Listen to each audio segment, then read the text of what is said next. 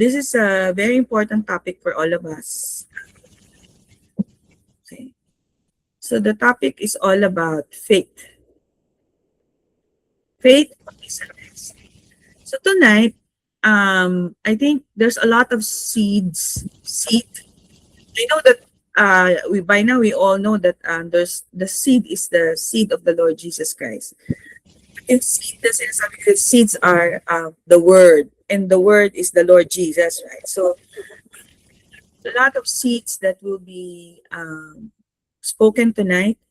I pray that it will germinate in our hearts and it will grow into a big oak tree, so rooted and grounded that even when there are storms of wars and rumor of wars, increasing gasoline prices, we will not be shaken. Hallelujah. So that's my heart for myself and for you tonight, that this seeds, let it just germinate. Let us just be washed with the washing of the word tonight. Hallelujah. With the water of the word. So maybe like me, you're thinking to yourself, I wish I had I wish I had the faith of Pastor Prince. I wish I had the faith of Pastor Bill Johnson. I wish, di ba? Paano yan? Di ba, in the first place? So I wish I had more faith. I wish I had the faith of these other people. But but looking at myself, I'm easily shaken, di ba? I'm easily wondering, di ba? I don't seem to have faith. That strong faith. Of course, meron yan, di ba? But sometimes you think about these things, no? Parang itong girl na to. But actually, this I want to establish. We cannot produce faith by ourselves. We cannot make ourselves or myself believe. No, you cannot. If we are to believe in somebody, we need to know them. We need to know them. How can you trust somebody? So, mali talaga yung love is blind. You cannot love if you are blind to that person. And actually, merong miracle si Lord Jesus about a blind person that we will tackle tonight. Because for the longest time, I've been thinking about this story, this wonderful, beautiful story of the Lord healing the blind. Kasi nga, it exemplifies or it illustrates to us very clearly that we cannot love Him unless we see Him, unless we perceive Him correctly. So we cannot believe somebody, we cannot believe the Lord unless we know Him. So sabi ko nga kay Tina, alam mo, ngayong Holy Week, what I will do intentionally is to really read on the Gospels in Matthew, Mark, Luke, and John, and immerse myself in the miracles of Jesus, the multiplication of the bread, diba? The throwing of the net to the right side, diba? Yung hauling of the great harvest, the healing of the blind, the healing of the man at the Bethesda pool. Diba? Because I want to know Him, I want to perceive Him well, I want to have this perception of Him, that He is good, that He loves me to the uttermost, that He saved me already to the uttermost. Hallelujah. And in fact, I'm so blessed actually, even until I was preparing this Bible study. Yung soundtrack is this is holy ground. We're standing on holy ground. For the Lord is here, and where He is holy. For the Lord is in me, and where He is wholeness. So that's my, say ko, Lord, that is a super revelation for me, and is super revelation for you. Because the Lord is in you, you are whole. You are holy. Hallelujah. So, the Holy Spirit is here. The Holy Spirit is in you.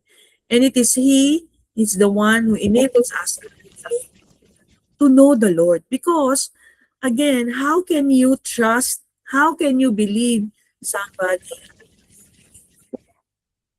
That's why, di ba, every election, candidates, yan, mga presidential, mga senatorial, they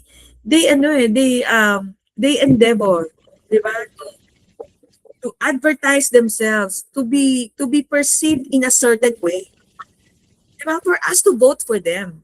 So, tayo din, it is the Holy Spirit. It's not actually us. No, no, no, no. There is no contribution from us. The only contribution from us is when we receive it, right? And it is the Holy Spirit who is the one who enables us to know the Lord. You know why?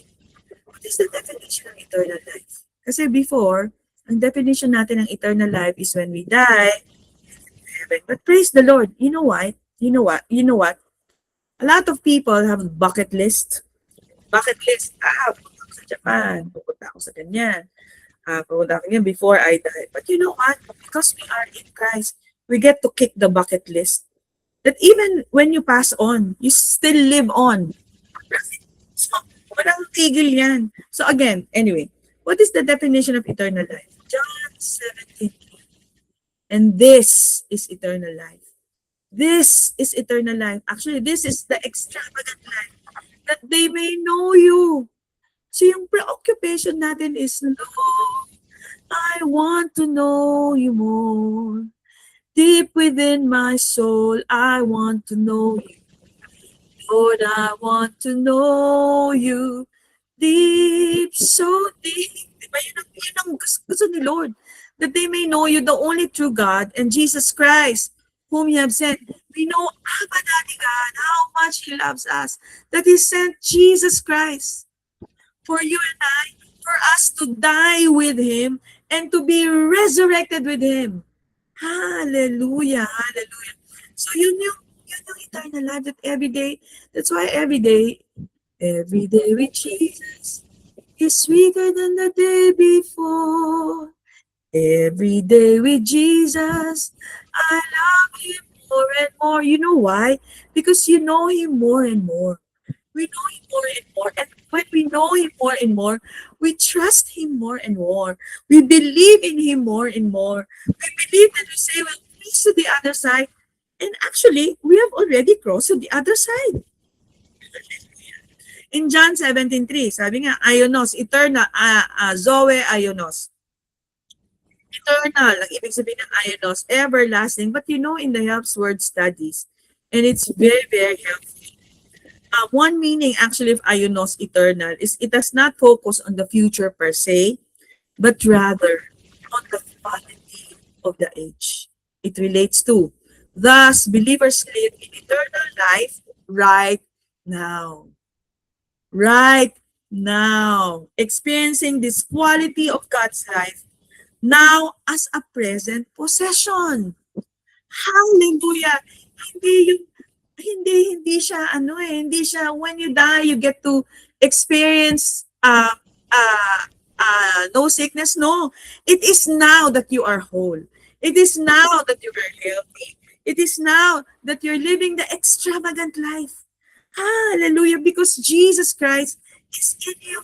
You are holy ground. You are a wholesome ground. And therefore, when the seed of the Lord is planted tonight, it will germinate because you are a wholesome ground. Hallelujah. Eternal life right now. Experiencing this quality of God's life now as a present possession. And then yung life, life Zoe in the Hebrew is actually Chai.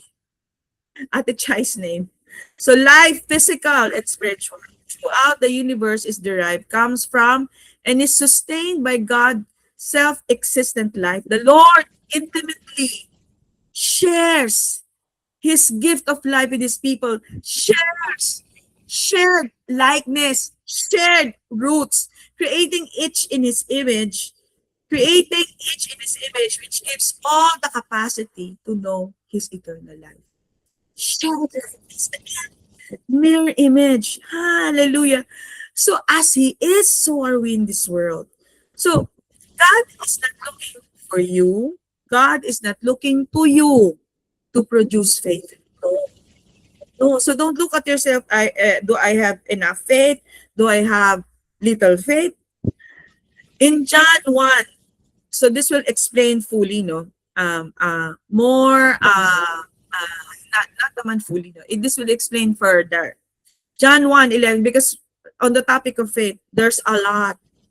John 1:11 to 13. He came to his own, and his own did not receive him. But he came to Israel, actually. He came to the Jews, but his own did not receive him. Until now, they're still waiting for the Messiah. When actually the Messiah came already. And actually, until now, he's wooing them. He's wooing them. Hey, open your eyes. I came already. I came already to save you. But as many as received him, so tayo na yan, no? To them, to you and I, he gave the right to become children of God.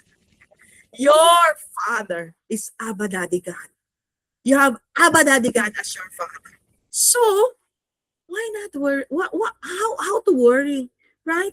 So to those who believe in his name, we're born not of blood, nor of the will of the flesh, nor of the will of man. But of God. So, again, he gave the right to become. So for as many as received, hindi ko pala na-underline, you received him. So I want to come here, yung received him. Receive is actually the Greek word para lambano. But before that, so look how it begins, no? The verse. It says Jesus, he came to his own, and his own did not receive him. You see, God came. So we see, no? He came. He came down as a baby and lived for 33 years. He went to the cross for you and I to die our death. And then we rose with him. So this is the revelation of who God really is. He is a God who came, and he's a God who comes by his Holy Spirit. He's a God who doesn't leave us to do anything by ourselves. You cannot do anything apart from him. He's the God who says, apart from me, you can do nothing. See, this is the revelation of God that Jesus brought. He declared he's the God who comes, for God was in Christ reconciling the whole world to himself. This is the God who we believe in. He's the God who came. He came. God came near and is actually living in you and I. Hallelujah. It doesn't leave you to do anything by yourself. Even believe, even faith is from him. Faith comes through hearing, and hearing the word of Christ, the word of Christos in Romans 10:17.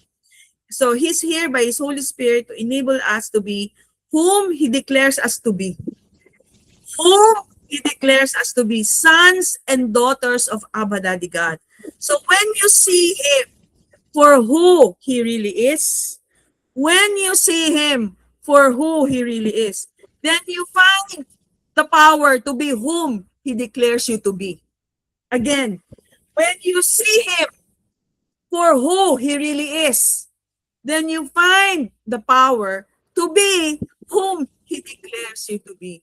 He is a holy God who came, and therefore you find the power to whom he declares you to be. You are whole. Hallelujah. So if you can perceive him to be who he really is, your Savior King, he's not your heavenly butler. Because sometimes we have this, Lord, pengin naman ganito. Lord, pengin naman ganito. Parang ano yan, parang tutulog. Parang heavenly butler. But you know what? He's our Savior King. He has finished it all. So if you can perceive him to be who he really is, you will find the power to be whom he declares you to be. In another form. Hallelujah. So,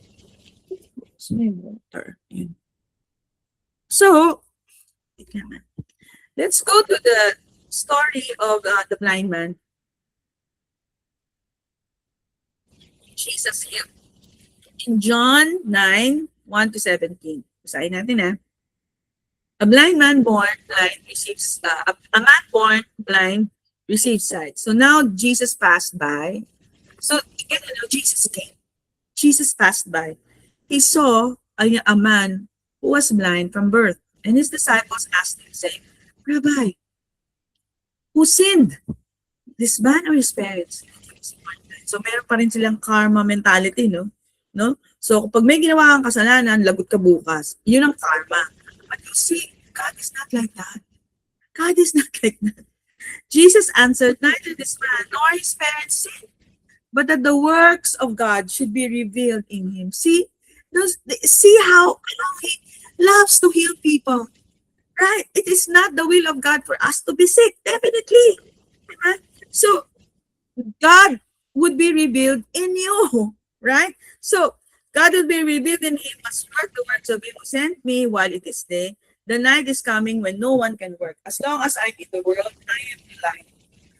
So when he had said these things, he spat on the ground. Okay, it took for the longest time. What do you mean by this? He spat on the ground and made clay with as a light.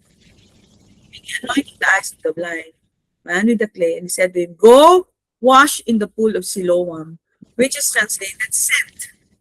Go to the sent one, right? So he went and washed and came back. Therefore the neighbors and those who previously had seen that he was blind said, is that this one who sat in there?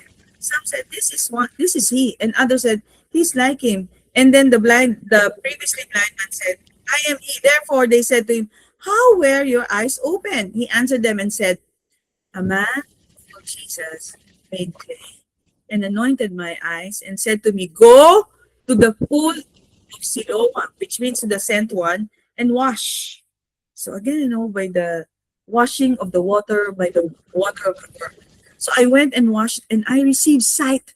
So sometimes our eyes are so burning, with circumstances, with etc. Right?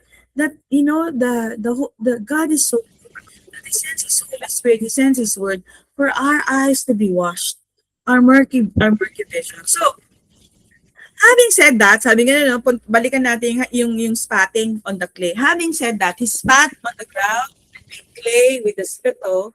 Then he anointed the eyes of the blind man with clay. So what does this mean? Okay, let's go to the what Pastor Francois said. So the clay reminds all of us about Genesis 2. This is the account of the creation of the earthen vessel of flesh. When God molded the clay into the form of a man, di ba si Adam? After the fall, the flesh represents the blindfold mode, di ba? After the fall, ano na siya, working na yung vision ni Adam, Now, to be washed off, sabi ni Jesus, go to the pool of Siloam, to the sent one, in the waters of the Spirit, in the waters of Spirit. So every Saturday, every Sunday, our eyes are being washed. Right? So it's not in the creation per se. Like, ang sinasabi ni Lord dito, that redemption comes. But it is in the washing of the water by the word. Going to the sent one, hearing and hearing by the word of Christ. So, sabi niya gano'n and said to him, go and wash in the pool of Siloam. The Hebrew word means outflow. And the man went there and washed and returned, saying perfectly. So outflow of waters, Siloam, Shiloach actually, Vincent Word Studies, reminds of Jesus' urgent announcement of the pool of Siloam to the great day of the Feast of Tabernacles. Sabi niya, rivers of living waters will flow out of your innermost being. You will be, as you receive, right, as you go to the sent one, as you receive the word of Christ, rivers of living water will flow out of you. You will be a blessing to many people. Hallelujah. And you will be opening their eyes. Di ba sabi nga nung Lord, open the eyes of the blind. Hallelujah, hallelujah. So, true vision and true blindness. Jesus heard that they had cast him out, and when he had found him, Jesus heard that they had cast him out. What did he do? He looked for him. He looked for him. Hinanap siya ni Lord. Sabi, and when he had found him, hinanap siya. And he said to him, do you believe in the Son of God? And he answered, who is he, Lord? And I may believe in him. And Jesus said to him, you have both seen him, and it is he who is talking to you. You have both seen him. So this is what the Spirit is saying, the emphasis of his voice tonight. The Lord wants us to see him. To see him is to know him. To see him is to know him. And you have seen both him, and it is he who is talking to you. And he said, after the blind man saw him, what did he say? Lord, I believe. Hallelujah. Hallelujah. Doon sa entertainer, no? For you have both seen him. For you have both seen him. As you see him, so ito yung famous ano natin, ano? So do you see Jesus here in this picture? Close your eyes, then barely open. Oh, you see Jesus, no? Again, all of us, close your eyes, and then barely open. Yes. Oh, ang galing, no? As you see him, as you perceive him to be as good as he is, you will find your faith in your heart. As you see him, as you perceive him to be as good as he is, you will find faith in your heart. You'll find yourself believing almost to your own surprise. And that's the work of the Holy Spirit. Isn't that such a good news? Isn't that such a good news? So meron akong narinig na story actually. So there's this girl in college. She has trouble in her homework or some project in college, no? Parang thesis ata. And then he phoned this guy friend. Sabi niya, I need your help. I need your help. You know this guy, when she put down the phone and then she went out, she saw the guy running. Ganyan, towards her. And then somebody actually intercepted the guy. Parang some girl na parang wanted to strike a conversation with him. You know what the guy did? No. Sorry, I have to go to her because she needs me. You know, at that point, that lady actually perceived in her heart actually that this guy really cares for her. So, you know what happened? For the first time, no? So she perceived him that this guy loved her or had a care and concern for her. Eventually, they got married. So parang in essence, no? This is really important. Perception natin of our Lord Jesus Christ. How do we see him? How do we see him? So one example that is close to siguro sa akin, ano, there's this incident na we had our children ready, our children were grown up. So sometimes children, no, we were having dinner and then parang may tinanong lang ako dun sa isa sa mga kids ko, no. Tumaas yung boses ng bata.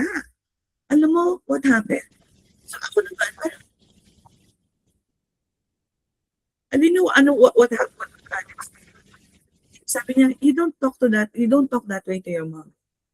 Apologize. You know, in my eyes, I perceive Alex na talagang, wow, na-in-love ako. So, what am I driving at? It is actually the way we perceive a person. The way we perceive him. How do we see him? How do we see him? Do we see him as somebody sweet and different from us? Do we see him as somebody na pinapaasa ka? No. The Lord is good. And the Lord is good. He wants you well. He wants you whole. He wants you abundant. So, John 1:11-12. He came to his own, and his own did not receive him. But as many as received, para lambano. Lambano is to receive. Yung para is to close. Para is proximity, no? Closeness. Diba? Closely receive. Aggressively. He gave to them. He gave the right to become the children of God to those who believe in his name. You know, another meaning of para lambano is to perceive him for whom he really is. To perceive him for whom he really is. Again, para lambano, perceive him for whom he really is. Hallelujah. In Mark 6:4-6, an illustration to just drive home the point, right? Why things are not the way they're supposed to be. Because there's no para lambano. But Jesus said to them, a prophet is not without honor except in his own country, among his own relatives, and his own house.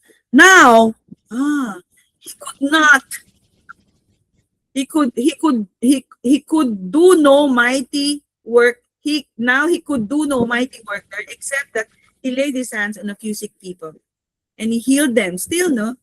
Pero hindi yung marami-marami. And kasi mayroong account sa Luke, di ba, na he healed them all. Pero dito sa hometown niya, only a few. And he marveled because of their unbelief. Then he went about the villages in a circuit teaching. So, they did not believe in him. And he could not do many miracles there. You see, they did not perceive him for who he really is. He's the carpenter's son. He's the son of so-and-so. He's the brother of so-and-so. So, ganun yung tingin sa kanya, no? Just very ordinary. So, to receive Jesus is to see him for who he really is.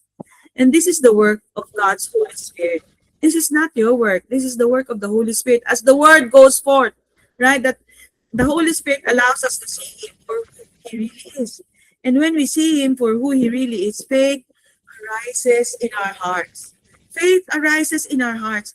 For all those who would see him as he really is, he gave the power to be. He gives the power to be. Again, for all those who would see him as he really is, he gave the power to be. He gives the power to be. Hallelujah. So our hearts open because of what we perceive.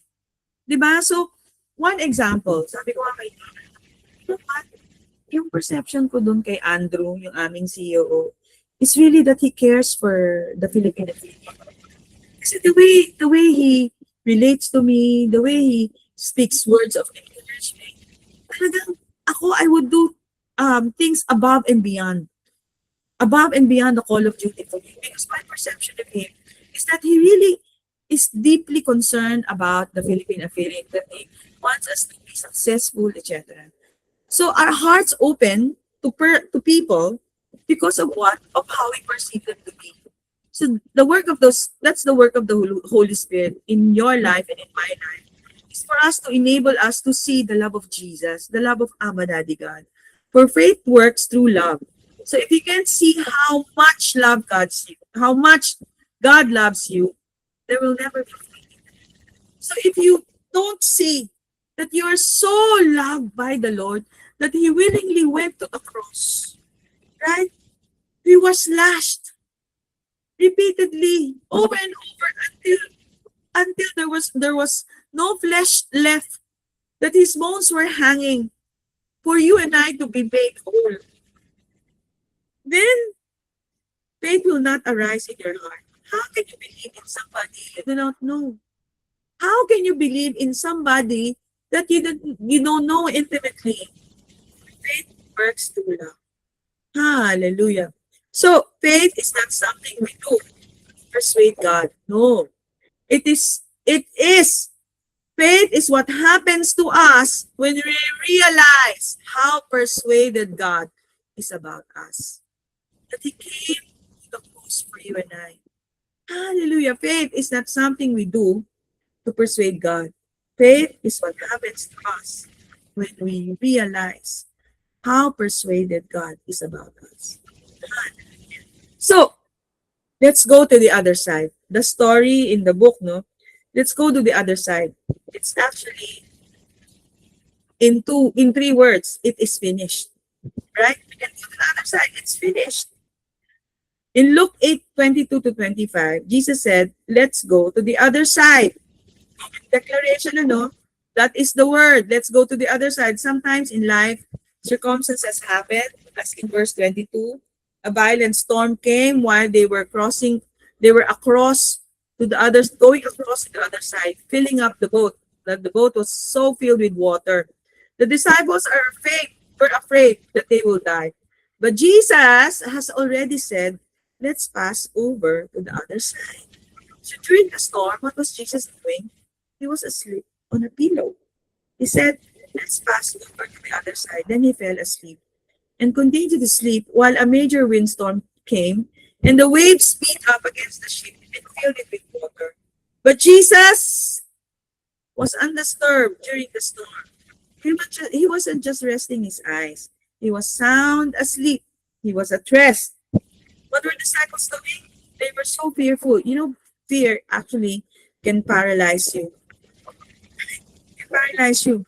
Panicking and thinking they would die, they would perish or be destroyed. But Jesus said, "Let's pass over to the other side." Hallelujah. In Jesus' mind, it was finished. But the disciples were looking at the circumstances before them. Circumstances that looked like they would hinder them from getting to the other side. And so they woke up Jesus and said to him, "Master, Master, we are perishing." In other words, they were saying, "Don't you care that we're going to possibly lose everything? Aren't you paying attention to me, Lord? The fact that we're about to die." And in verse 24 says that he rebuked the wind and spoke to the sea to be calm and silent. The mere Bible note says that Jesus arose in authority, not in shocked response to the violent weather. And as a result, the wind stopped and there was a great calm. And when Jesus asked his disciples why they had no faith, di ba? Yung naaral natin yun, di ba? Why you have no faith? Di ba yung no faith dyan is little hearing, oligopistos. Why do you have little hearing? Sinabi na nga niya before, let's pass over to the other side. So maybe they were blur at the time. They didn't recall. Okay, faith in what? In his words. Let's go to the other side. In other words, why weren't they persuaded that Jesus' words carried the power to complete the desired outcome? Why were not they convinced by his words that they're making it across to the other side was a finished outcome? As the Son, sabi niya, he rose in authority. Sabi niya, so Jesus was so established in the love of Abba Daddy God. He knows that he's the beloved Son. Jesus knew his Father always leads his sons in triumph. Child of God, this is your word for tonight. Abba Daddy God, because Jesus Christ is in you, he always leads you into triumph. Not some of the time, but all the time. Always, always, always. 2 Corinthians 2:14. 2 Corinthians 2:14. He doesn't cause us to barely get through. No. He calls us to always, always triumph. Always triumph. Hallelujah. Webster defines triumph as a great victory. We are always victorious. It is who we are. Victory is your identity. It is your identity. And the thesaurus list as antonyms of triumph, ano yung opposite? Disaster, failure, forfeit, loss, sadness, sorrow, unhappiness. It may look like a sudden storm of tragedy, failure, loss, or sorrow has hit your life, but Abba Daddy God said, you have crossed to the other side. And in fact, you already did because it's finished.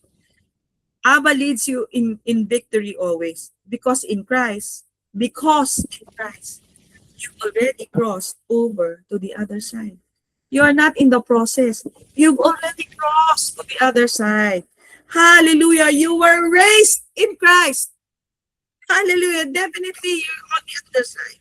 So, we have the kindness mind, the mind of Christ. We hold the thoughts and intents and purposes of his heart.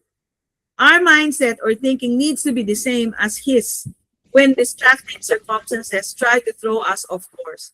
We need to be in a position of rest. Resting in, it is finished, that we have actually crossed to the other side. Speaking with authority, ano ba yung sinabi ni Jesus? Shortcut, di ba? Di ba? Ang sinabi niya, shalom, but actually shortcut yan, shh. Diba? Speaking with authority to those circumstances to be silent, knowing that our daddy always causes us to triumph. Because in Christ, our triumph is a finished work. That's ruling and reigning in life. Again, speaking with authority to those circumstances to be silent. So we silence the war, we silence the rising the gasoline prices, we silence it, knowing that Abba Daddy God always causes us to triumph. Because in Christ, our triumph is a finished work that's ruling and reigning in life. Your understanding of it is finished should be continually increasing and expanding. It has been finished. It is right now finished and will forever remain finished. Finished. Always finished. Because Jesus did a complete and finished work.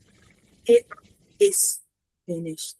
Hallelujah. So, my dear brother and my dear sisters, the gospel is not behave. It is behold, to look to Jesus. So the way we perceive him, right? The way we perceive him in our mind is the way we respond to circumstances, the way we respond to him. Hallelujah. To perceive him, to look at him is to know him. Do you see Jesus running for you?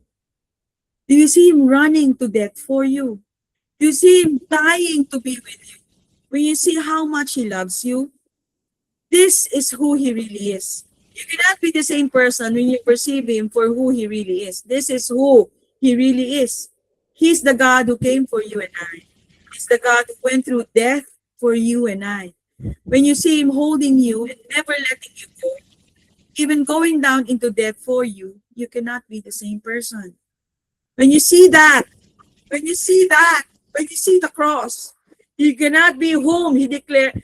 When you see that, then you can be whom he declares you to be. Again, when you see that, then you can be whom he declares you to be. Victorious, triumphant. You can be the loved one. You can be the saved. You can be the accepted in the beloved when you see how much he loves you. Hallelujah. Father God, we thank you. We thank you, Lord, for tonight. Our eyes are open to the truth. Lord, that you love us so much. And Lord, at the declaration of our hearts, Lord, tonight, let it be according to your word. In Jesus' name, amen. Amen.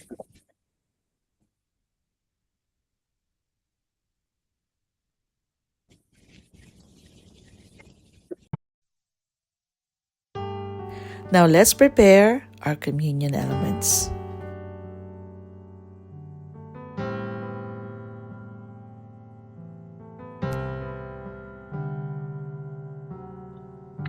Heavenly Father, we come before you with grateful hearts, always.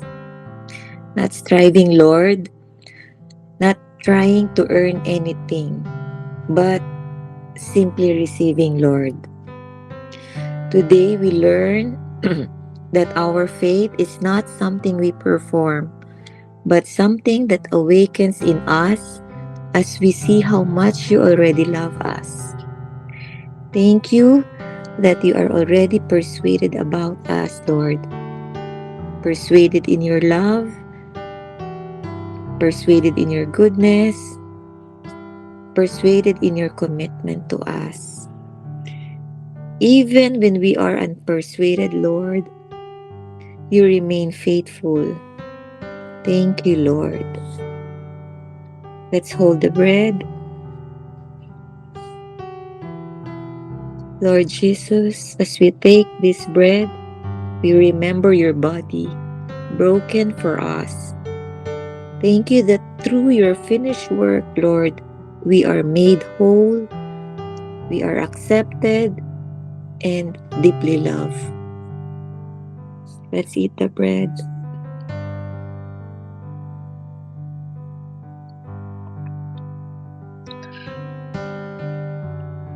Lord, in every storm we face, remind us you are in the boat. Your word is true. We are going to the other side. Let it be, Lord. Teach our hearts to rest always, not in our efforts, not in our busyness, but in your promises and your presence in us, Lord.